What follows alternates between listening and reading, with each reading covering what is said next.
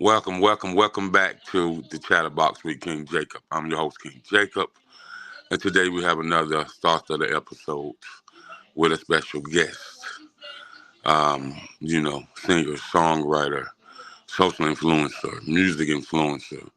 You know, um, just you know, using the platform of music to reach a lot of people. You know, um, that's going through challenges and obstacles and adversities and just warming their day with the gift of song and through the art form of music. None other than 2012. She is with us live tonight. Hello, how are you? Good, how are you? Thank you for having me. Doing well, doing well. So before we get into the show, I always like to ask the guests, like, as far as you, who is 2012? 2012 is an innovative artist. I am from Atlanta, Georgia. I'm very eclectic. So I just like fluctuate my music, my style. Um, as far as like my sound, I would say I don't really like to say that I'm a specific genre. I like to just make feel good music, and I feel that feel good music doesn't really have a genre. But yeah, 2012. I started at the age of 12 years old, hence in the name 2012. So that's where it inspired me to change my name and do all the changes. I'm 20 years old now. So from the age that I started in this industry to the age that I basically almost like gave up, but I didn't let that stop me.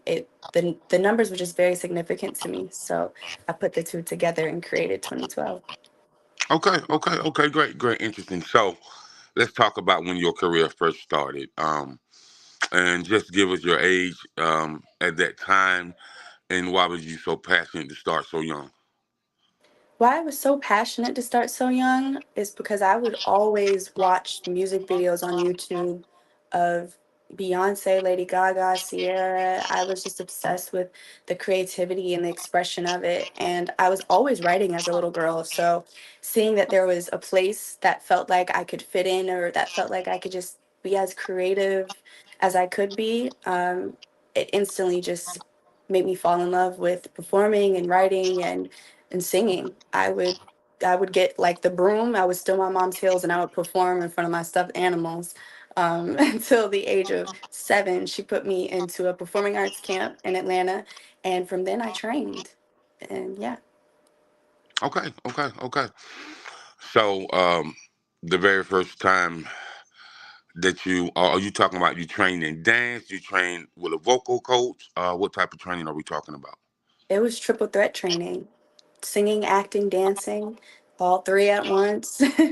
Oh wow. So Yeah. so let's talk about you being so young and you doing that, and let's talk about that experience with you being so young, and how did you balance it all with home life, school life, and with all the training? It was definitely a lot. There was a certain point balancing all of it was at that age a lot. When I was put into the girl group, at first it was just like a weekly thing. I would do summer, or it started off as summer camps, I'm sorry. And then it became like a summer camps and weekly thing and weekends. So it did take up a lot of my time to the point where I had to give away my dog. And that was like a decision I made at 9 years old. I was like, I don't have time to take care of a dog because I'm constantly rehearsing and everything for the girl group. So it was a lot, I think. And it still is kind of difficult at times to juggle, but I just make sure I get my time, my personal time, and then I go crazy when I'm working. Okay. And so let's talk about you being in a girl group early on. Mhm. How was that? How was the audition for the girl group? Like can you talk about that experience as well? I actually did not have to audition for the girl group because I was going to the performing arts camp where they put the group together. I Hmm. believe two of the other members at the time, or maybe three, had to audition. But since I was already training and everything, they saw my potential at the time and decided I was just going to be in the group. But it was definitely an amazing experience that lasted from 9 years old all the way to 18. And it's something that I'll cherish forever, excuse me. And just the sisterhood of being in a girl group is fun. So what was that experience like as being at a performance arts camp? I hear people talk about the school, but as far as a camp, I can't say I had too many conversations about somebody being at a performance art camp. So, what was that experience like for you? Being at a performing arts camp, the experience was fun, honestly. It was work, but you don't really feel like it's work because you just enjoy the art so much. So it was a lot of learning, a lot of challenges need to be faced. Okay. Well, we're live with 2012. She should be back momentarily. Um, so we're talking about her career, you know, and so we should be back moment. She should be back momentarily. So, you're not tuned in with the Chatterbox with King Jacob, and we're live discussing music careers, and along with other guests that I have come on. Anybody from somebody in the music business, nonprofit owners, real estate owners, pastors, just anybody who has a story. So, we're gonna tap back in with her now, and now she is back with us. Hey, my bad, my bad. I don't know what happened. Okay, not a problem, not a problem at all. It happens sometimes. Technology is sometimes, it does its own thing, has its mind of its own.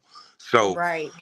so the performance art camp was, a pretty grand experience, correct? Yes. Yes. And all of it happening during summer and winter time is it's like, during summer or winter breaks, kids usually want to just go out and have fun. Whereas in camp, we were having fun, but it was also still work. So it was like you get out of school just to go really like work some more, but for your career. So it's worth it. Okay, great, great, great, great. And so, you was in the group from the age of 9 to the age of 18. Is that what you said? I was in groups. Yes. Yes. The group was called Pink Heart, the group that Okay. I started in at 9 years old. And I was in that group all the way up until the age of 14. And then from 14 to 18, I was in a duo, a girl group duo with me and the girl, Gabby. And we did that together for some years. And then, yeah, I became a solo Okay. artist. So, with the first group you in, was there a whole lot of touring, a whole lot of, in the studio late night hours, or how did that really go for you? You know, in the studio, kind of getting traction. Whether it's doing some shows or some plays or anything like that. How was that experience for you for the first group you was in? The experience for the first group that I was in was fun. We were all very young, so we started off on YouTube. And we did some performances like here or there, but majority of our work was YouTube and making YouTube content. We did a lot of covers, like we covered Meghan Trainor songs, we covered Fifth Harmony songs. They were a girl group at the time, and we got millions of views on YouTube. So we were very well known, I would say. Um, and yeah, that's we did majority of that. I wasn't really touring or traveling until Gabby and I were in the girl duo. Okay, okay. So you guys became YouTube superstars, YouTube sensations, and with that traction on YouTube, did a whole lot of people kind of recognize you in the public eye? Yeah, a lot of times going out, especially if we were together, little girls would notice us and ask for pictures. So it was very, very cool. I guess at such a young age to have that happen. Hmm. Okay, great. So did you guys do many recordings? Yes, we did record a lot of music. So is the music still out there, or was it ever published for society and for fans to grab? Is it still on streaming platforms to this day? Yes, yes, it is. Majority of it is, yes. Oh, okay, great. So that's got to be exciting to know where you're at now versus where you were then, and you still got music out there on streaming platforms where you can kind of just use that music to kind of really do a documentary about your life story and stuff like that. So that's gonna be pretty dope. You know what I mean? Yeah, So, yeah. yeah. So now from 14 to 18, Mhm. you and the young lady Gabby, correct? Yes. Okay. So tell me about that experience and how that creation came all together.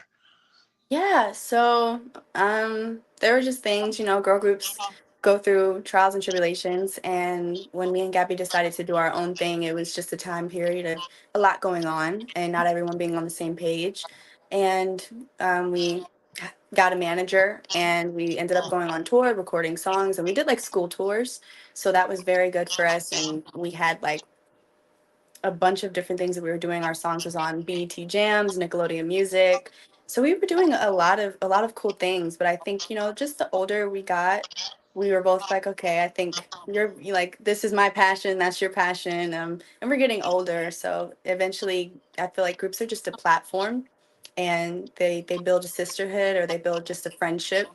And so that's exactly the purpose of that. So after we split, we were still cool. We still be talking to each other, even the girls from Pink Heart. So, but yeah. Okay. Cool. Cool. All right. Well, we're gonna pay some bills real quick, and we'll be right back momentarily. Okay. All right. We're back. So we're live with 2012, and she's just giving us her journey and her story. Navigating through the music industry, which is an amazing story. And so, as far as you and Gabby, so you and Gabby kind of was out on a lot of stages more than the other group you was with, correct? Yes, we performed a lot more. Okay, so was it just in the greater metropolitan Atlanta area, or was it all over? It was we went places. We definitely were going places. So we were traveling for performances at the time. Okay, okay, Yeah. okay, okay. So what was that experience like? Working with Gabby and you and her traveling a lot of places and always in the studio and things like that. How was that experience with her? That experience was fun. At such a young age, being able to travel and perform, and we would perform at like elementary schools, middle schools. So it was definitely cool. We got to really, at first, being in Pink Heart, we didn't get to see the people that we were that supported us. Whereas in the girl group that me and Gabby were in, which was called Gabby and Maddie Music, we got to actually like see our supporters and perform and interact in person. So it was a different experience, and I'm thankful for it. Okay, okay, okay, great. So um that happened to you was 18, and so upon you turning 18 years old, you went solo, correct? Yes.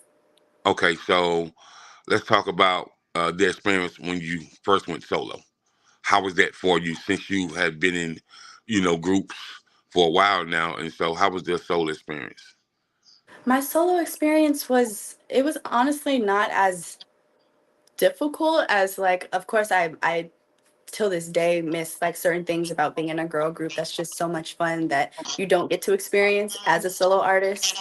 You're constantly with people or with your group members whenever you're in the studio performing or rehearsing. So you're constantly with like someone within age and like that you relate to. You guys are going through the same things. So that's something that I still appreciate and miss.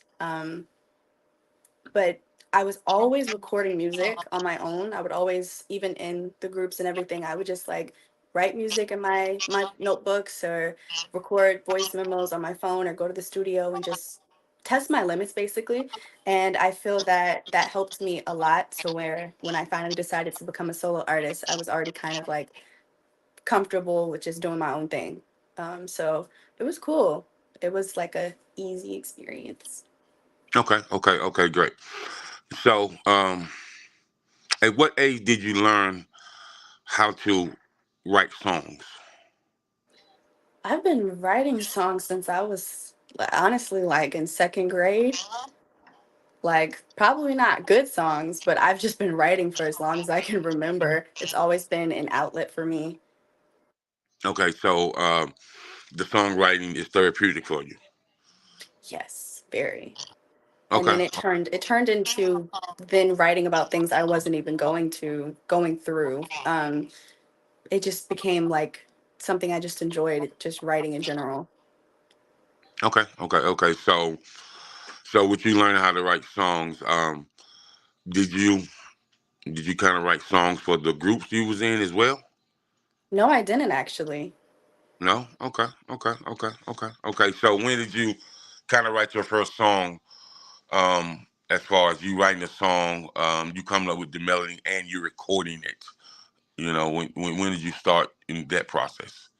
When I started the process of writing and recording within a group, was with Gabby and Maddie Music. When me and Gabby decided to become a duo, that was the first time I got the chance to start writing on some of our songs that we released. And that was the first time that it was like put out and I got to see my name credited at such a young age, like 15. So that was a really cool experience. But from there, I definitely was like, I was getting mentored by Troy Taylor, Ray Daniels, I just would sit on sessions just so I could study more and learn more about writing.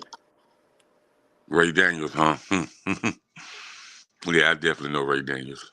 Yeah, so he's been. Oh, Yeah, yeah, oh yeah, most definitely, most definitely. So shout out to Ray Daniels as well.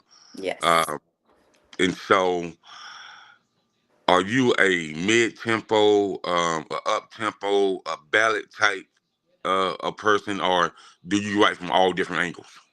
All different angles. I don't really box myself in when it comes to genres. Okay, okay, okay, okay. That's great. That's good. That's great. So when it comes to kind of how you put a song together, do you put the song together based off how you're feeling, or based off someone else's experience, or it just depends of the mood that you're in? When I'm putting a song together, I think it honestly just depends on the mood that either I'm in or everyone in the session's in, and just kind of the melodies, playing around with the production of the beat. Hmm. Um, so it honestly just depends. Sometimes I could be going through something, or sometimes we're just playing around and stuff just comes out, and I don't relate to it, but somebody will. So Okay, okay, okay, okay. And so when it comes to writing a song based on the sound of someone else, as far as you're writing for someone else, you know, is that more different for you than writing for yourself? not actually, not really. I think that's because now I'm at the point when I am writing, even if it's just me or if it's a group of people, other writers, it usually just stems from just like what sonically sounds the best and what can people relate to. Honestly, the idea in general, whether it's for me or for someone else, is just to um, reach the audience that they're Okay, looking for, that whoever can relate. okay, all right. Man, me and 2012 just chopping it up, you know, about the music business, a music career. So we're gonna pay some bills real quick, and we'll be right back momentarily. Are we back again? 2012 live with the Chatterbox with King Jacob, and we're just chopping it up about her music career and you know how early her journey started, and she's still going strong as ever. So um, now once you went solo, Yes. you kind of gained more traction to understand really about the music business, correct? Yes, I did. Okay, and so what do you want to say about the music business? What you learned so far? Because you know the music business is like getting a doctorate degree. You learn something every day. Oh So my gosh. so Yes. so that's really an understatement. Yes. And so you know when it comes to the music business, you know what have you learned thus far that you be like, man, that's so crazy, that's so wild, man. I didn't really know that music artists have access to all of this right here. I would say something that I learned so far within this music industry. As an artist, I learned not to really care too much about people's opinions and to just be an artist. Hmm. Keep working on my artistry, keep doing my thing, and the right people will see it. I think growing up in girl groups and stuff, once I was on my own, I was constantly like, what do you think about this? What do you think about that? Listen to this, listen to this. What do you think? What do you think? Versus just continuing to just write, scratch ideas, keep going, keep just working on my artistry. And when it comes, it comes. It's always good to get constructive criticism, but a lot of the time is I just need to keep working on my stuff and just keep going. That's the only way to get better. So that as an artist, just as someone in the industry, whether it's in front or behind the camera, it's just way more about like numbers and social media and how social media plays an even bigger role than people think. So yeah. Okay, okay, okay. But for you, um, let's talk about BMI, ASCAP, CSAC, and talk about when it comes to the artist publishing. I've been in this business for 25 years. From street team promotions to club promotions, from artist managery, from being on tour with artists, and now I'm on the PR side, Okay. on the radio communication side now. So for me, when Yeah. I consult with an artist and I ask them, what who's your publishing right, whether it's BMI, whether it's ASCAT, whether it's CSAC, Hmm. and I say, so they said I got BMI. I said, so have you studied the website through and through? They was like, Everyone. they was like, Mr. Anderson, what you mean? Have I studied the website? I said, there's so many perks on that website that you can study and you can get paid. Just Mhm. like I told one artist, I said, you have multiple songs recorded, correct? He's like, yes. I said, you haven't used all of them. I said, you can go inside your BMI and put song for hire, and you'll be surprised how many people overseas would want to purchase songs from you. You know what I Mhm. mean?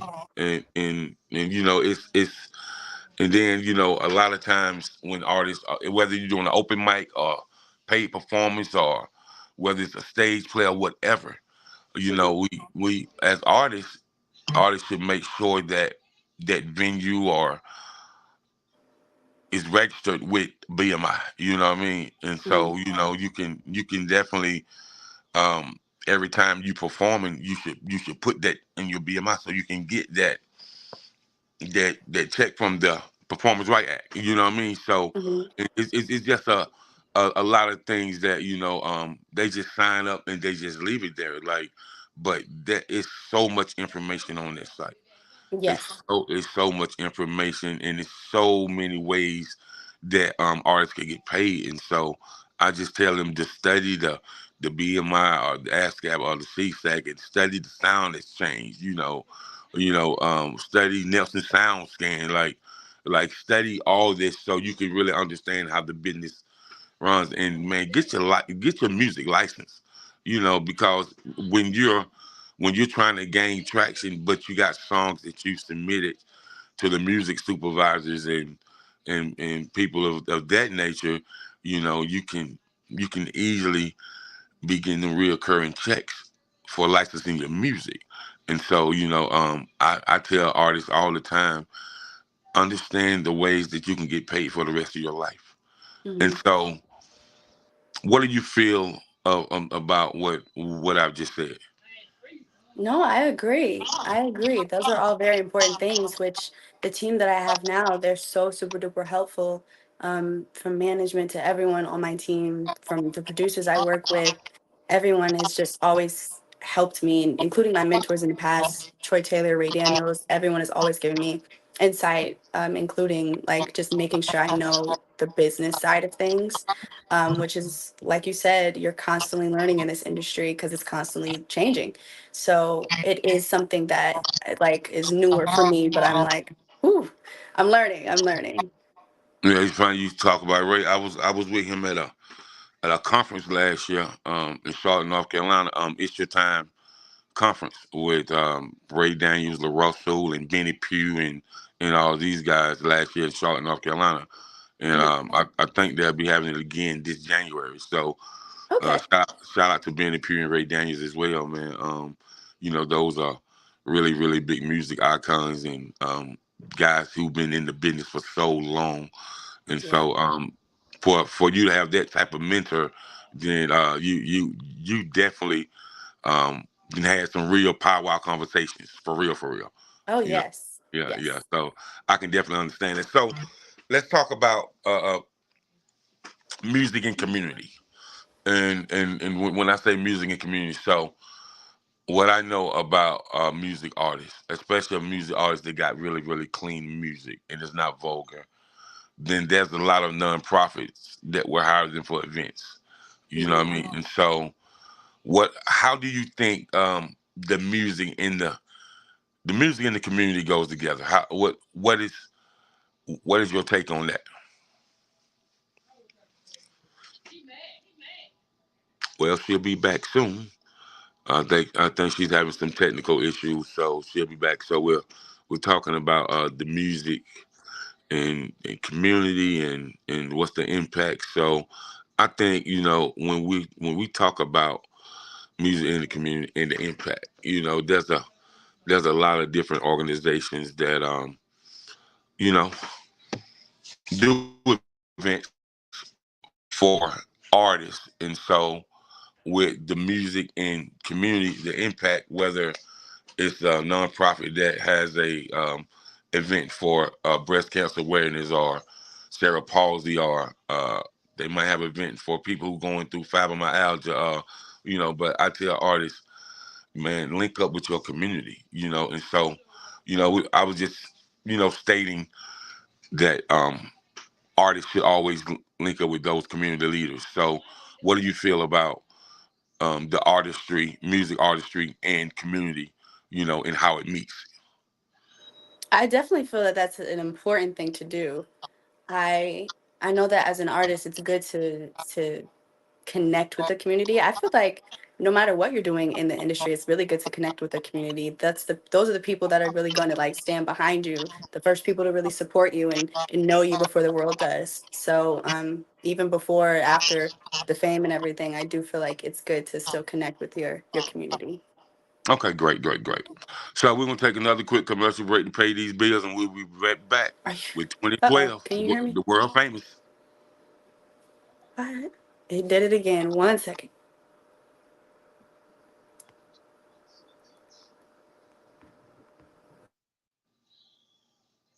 All right, we're back. We're back. So talking about the community, talking about artistry, talking about working with nonprofits, and not only is it good to work with nonprofits, it's also good to work with your local legislation office, as far as working with the mayor, the city council, the county councilman, working with the superintendent of education, in your school district. And so, because even with your mayor and your city councilman and your county councilman, they have a lot of different events, and there's a lot of things that may be coming to the city that you're not aware of. But if you are artists and you go into those board meetings and those board meetings and see who is over the events of the city and stuff like that. And so that's really how you get in with your city and your community, because your community can help get your name abroad,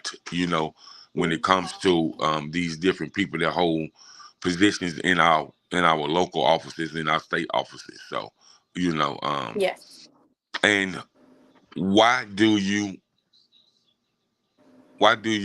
think that artists don't really, what can I say, um, involve themselves in the political forum when it comes to you know um, music and politics?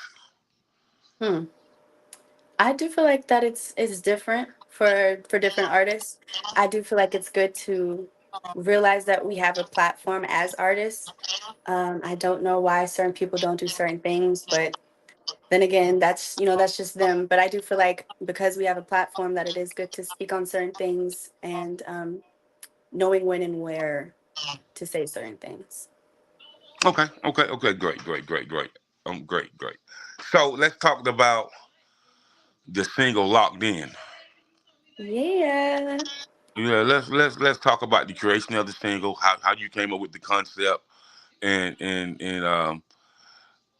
your visual is quite different. So you know, let's talk about you as a creator. Not just a music artist and a songwriter, but the creative mind of 2012. The creative mind of 2012, it really just stems from life, experiencing, watching people watching, um, Hmm. listening, and being on my phone. A lot of times, people like informational social media can be, then you just scroll and you're watching this video or you're listening to something, and you got a song right there. You have influence to create right there. So a lot of times it really is that. So I'm constantly just living so I can have something to talk about and have things to that people can relate to. So a lot of times creatively, that's where that stems from. But for Locked In, I did that with Faro Jaro and Him Logic, the producers, and the song is featuring Dustin Laurel, the amazing Dustin Laurel.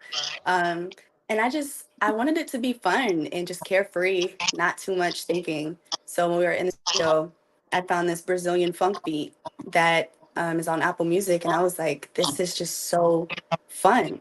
And it was exactly what we were going for. So Faro and Him Logic, they did their thing, and then immediately the chorus came to mind. It was very simple and repetitive. And I laid it down, and then Destin did his thing, and we like jammed to the song like 40 times after we laid it down until we left. Like we were just like, yeah, we need to do this. Like we need to put this out. So you know, you being from the greater Atlanta area, which is a huge city when it comes to music, the Black Mecca. When it comes to music. So, but your music sounds like nothing I ever heard in Atlanta. So, to be honest Yeah. with you, so what is your angle as far as you being so different when it comes to your music ability? What has made you different in to really shape you to be like, we ain't heard nothing like that before. Um, I would say just the influence that I've had from like Lady Gaga, artists like that, and Beyonce even, just kind of pushing the narrative and doing what they feel is just good, and making the kind of music that they know will just like everyone will love and everything. And so that's always been I've always been very diverse when it comes to my sound and what I'm listening to. So Right. So when I first heard Locked In, I said to myself, EDM DJs, electronica DJs, techno DJs, house DJs. yes. I said, and that's the vibe that I get. Like when it comes who I'm thinking about who's gonna remix it. If this can go international and your vibe says that it can go international. And so, have you really ever thought about working with the EDM DJs and the techno electronica DJs and the house DJs? Yes, I actually personally, anytime I see an EDM DJ, a techno DJ, rave, like all of that, I send my song, the DJ pack out to them. I'm like, hey, like, let me know, like, what your rates are, what you can do. I love what you do, and I would love for this song to be in the environment that you are in. So, Yeah, that's a really different type of audience. So and when I listened to you, some pop people came to mind as well, like a Josh Stone, um, Jesse McCarty. You know, a remix with Nick Jonas came to mind. So I was like, oh yeah, wow, yeah, yeah. So I I think, appreciate that. That means a lot. yeah. Yeah, I think that cause a lot of people, don't really understand the pop culture. So when you and when you hear something, you can you can really be like, okay, I can see that. And I Hmm. also see, you know, um, I say this guy in Atlanta has the most features with the most different type of genre of music I've seen in my life. Hmm. Quavo has so many features with different people, man. And I said, That's very true. I said, I said, 2012 definitely could work with somebody like Quavo, for real, for real. Oh, for sure. Yeah. Yeah, yeah. I think your team should really, really, really try to make that happen. So, you know, uh, Yes. so Quavo, if as you far watching, right, right, right. So as far as you, um, do you have any type of ballad that you're gonna be working on soon? the first single that I put out as 2012 is Closer. It's closest. It's an alternative R&B, kind of more R&B neo soul, I should say. It's called Mhm. Think About Me, and that's a I, slower song. I was listening to it today. Thank you, thank you. Yeah, I was listening to it today, and so that's what stemmed me to ask you, was you gonna put out another ballad? Oh, Because another one. yeah, because I feel like ballads. I think ballads showcase a lot of ability, whether it's the riff, the octave, the run, the falsetto. You know what I mean? I just think it really showcases, and then how your sound is, and and the way you sing is. When I was listening to your ballad, I was like, that's different. That's real different. You know what I'm saying? I can I can really see that getting major radio plays. So with saying that right there, that's it. That's why I say, will you be putting out a ballot? So when I say put out a ballot, will you be putting out an EP, a LP, or album? I will definitely be coming out with an EP before the year is over. And because I'm very different, I like to have different genres. So there will be something else that is slower and more like a ballad, that you can expect from the EP, but also just some other genres mixed in there that you might hear. So yeah. hmm What do you think about the Southern Soul market nowadays? I'm sorry, say that one more time. What do you think about the Southern Soul market nowadays? With country music, No, Southern Soul with people like are you familiar with King George? King George, I don't think so. Okay, okay. So Southern Soul is the new version of blues. So instead of they call it Ooh, blues soul, they call it Southern Soul. And so, okay. what do you think about the blues market? I would really have to I would have to get in. I mean, I listen to so much. I'm sure I've heard some things, but I wouldn't know too much about what's going on. Okay, okay. I'll make sure I send you a couple of records, and so you can see what I'm talking. But it's huge though. Man, I've seen a lot of acts go from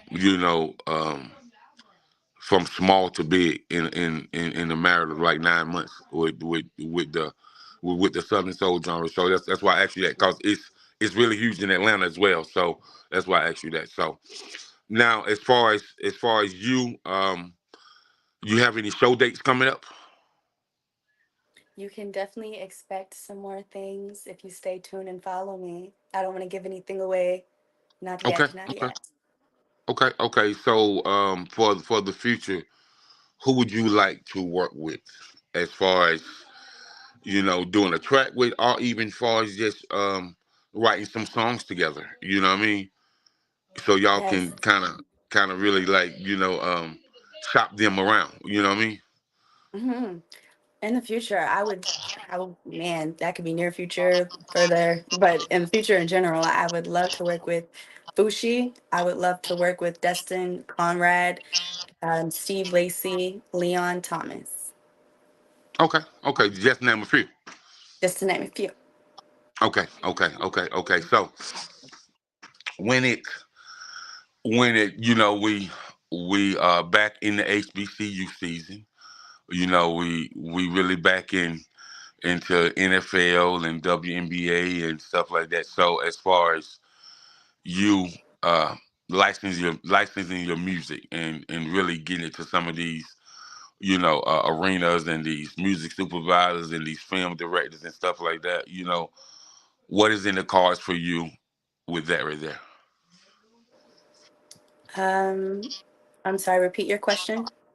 I said, as far as you getting your music licensed and getting it on some films and video games and Oh, documentaries and stuff oh like my that. gosh. Yes, that I'm definitely gonna get into that. With the kind Okay, of great. music that I make, I feel like it's definitely like it deserves. Oh yeah, oh yeah. It does, it does, it does, it does. I That's appreciate why I asked you that. that question, and most definitely. So we're gonna take a quick commercial break to pay some bills. We'll be right back with none other than 2012. Are we back once again? So one last question for you. What do you think about the music industry nowadays? Hmm. As far I as you think being, as there's far as you starting so young, and you've seen the growth of it, but we've also seen some mishaps in the music industry as well. So what is your opinion on how an artist should really navigate, in the industry nowadays? Yeah, my opinion on how an artist should navigate, honestly, just staying true to themselves. I feel that this industry, a lot of times, it's especially right now, I feel like a lot of things are just like money grabs. Like you don't really hear as much true art as you used to, back in the day. A lot of times you just hear these singles that kind of burn out and then people forget about them. Um, Uh-huh. I feel that there's not as much timeless music anymore. Which it's good to have fun. It's great to have a song that people can just kind of like dance to and not really think too much. But I feel that the substance of certain artists like Kendrick, Adele, certain artists just like that, I feel like their music is so important for this generation. And it just teaches the younger generation or just people in general that there's still music out there that sticks when you throw it. So Mm. Okay, so do you listen to a lot of hip hop as well? I do. Okay, so who you who you like better? You Kendrick, Drake, J. Cole? Who's your who you like better?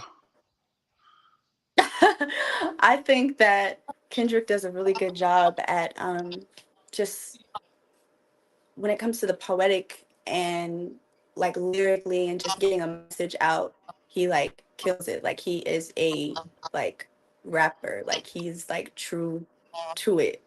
And I feel like with Drake, he makes really good like mainstream stuff, more stuff that people can, like just dance to and you know, I feel like they both are really well known.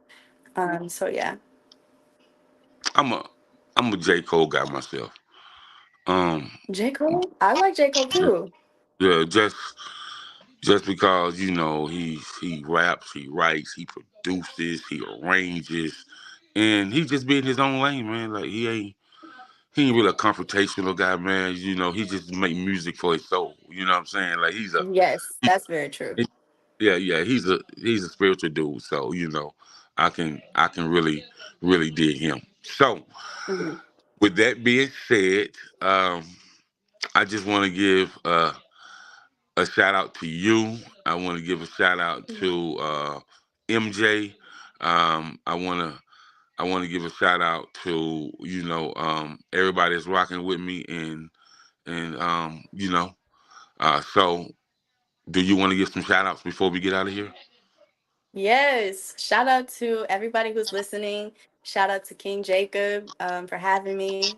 Shout out to my team. Shout out to Atlanta, my hometown. And shout out to all my 20s out there, my supporters. Thank you for having me. And you guys stream my new single, Locked In, featuring Destin Laurel on all platforms. And follow me at 2OXII, 2OXII on all platforms. All right, you heard it first. It's 2012. The Chatterbox with King Jacob.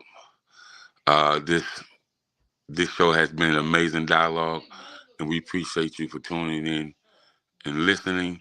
And peace and blessings. And till the next time, if you don't do anything else, stay blessed. We out of here.